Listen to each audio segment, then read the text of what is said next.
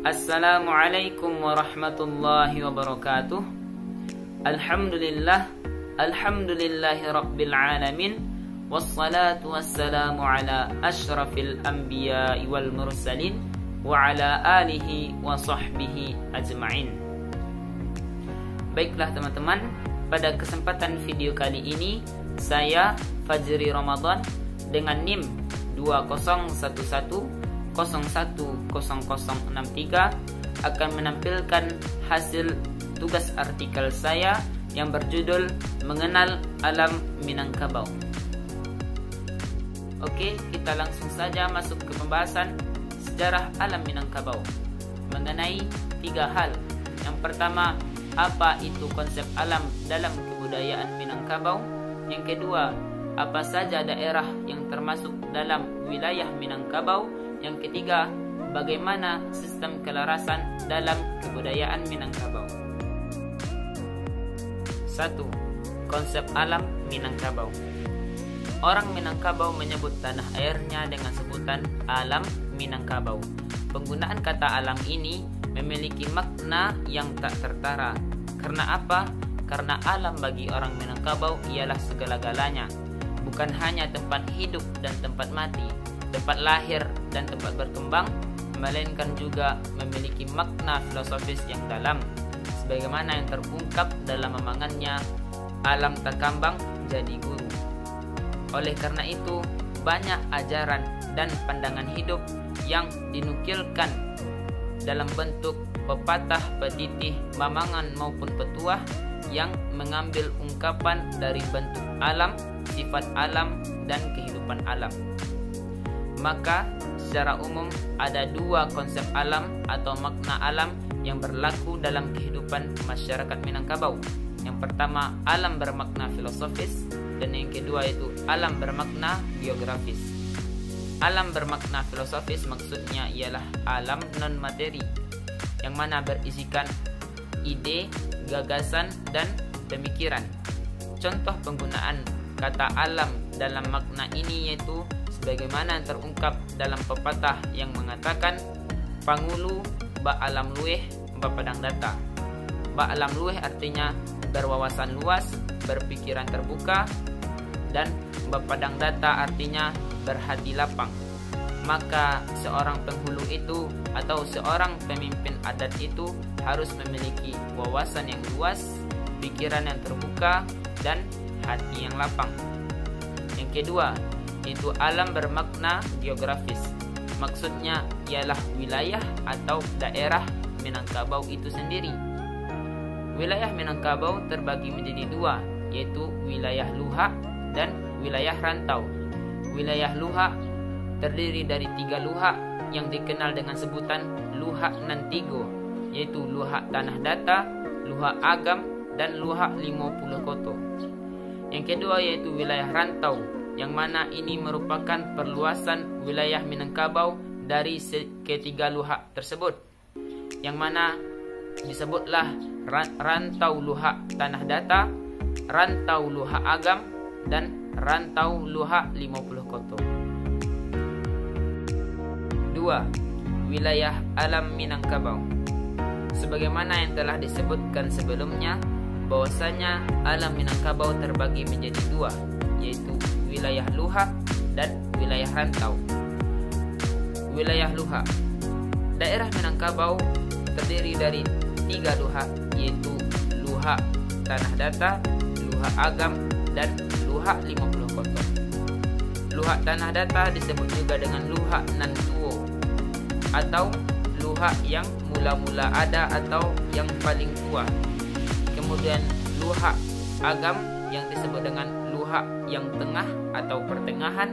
Kemudian luhak 50 Koto yang disebut dengan luhak nan bungsu atau luhak yang terakhir. Setiap luhak memiliki ciri dan identitas mereka masing-masing yang saling mereka pertahankan dan mereka banggakan sebagai alat pemersatu dan pendorong semangat dalam memelihara harga diri mereka sendiri, sehingga kepribadian masyarakat masing-masing luhak dapat diungkapkan dengan perumpamaan yang berpedoman kepada sifat-sifat yang ada di alam masing-masing luhak tersebut. A. Luhak tanah datar. Luhak tanah datar dikatakan buminya lembang, airnya tawa, ikannya banyak. Yang artinya luhak tanah datar ini memiliki bumi yang subur dan nyaman, airnya tawar dan ikannya banyak. Kemudian luhak ini dilambangkan dengan bendera berwarna kuning yang merupakan tafsiran dari bentuk masyarakatnya yang ramah, suka damai dan berjiwa sabar. Dan di antara nagari-nagari yang termasuk ke dalam luhak ini yaitu Pagaruyuang, Sungai Tarap, Limo Kaum, Sumanyek, Padang Gantiang, Batu Sangka, Tipus Pulau Koto, Alahan Panjang, dan lain-lainnya. B. Luhak Agam. Luhak Agam dikatakan buminya ange, airnya karuah, ikannya liar. Yang artinya luhak Agam ini memiliki wilayah yang panas, airnya keruh, dan ikannya liar. Luhak ini dilambangkan dengan bendera berwarna merah yang merupakan tafsiran dari bentuk masyarakatnya yang keras hati, berani, dan suka berkelahi. Di antara nagari-nagari yang termasuk ke dalam luhak ini yaitu Maninjau, Agam Tuo, Lawang, Matua, Anam Koto, Bonjol, Suliki, Limbukan, dan lain-lainnya. C. Luhak 50 Koto. Luhak 50 Koto dikatakan buminya sajuk, airnya janiah, dan ikannya jinak. Yang artinya luhak 50 Koto ini memiliki bumi yang sejuk, ikannya jinak, dan airnya jernih. Dan luhak ini dilambangkan dengan bendera berwarna hitam yang merupakan tafsiran dari bentuk masyarakatnya yang lembut, tenang, dan suka damai.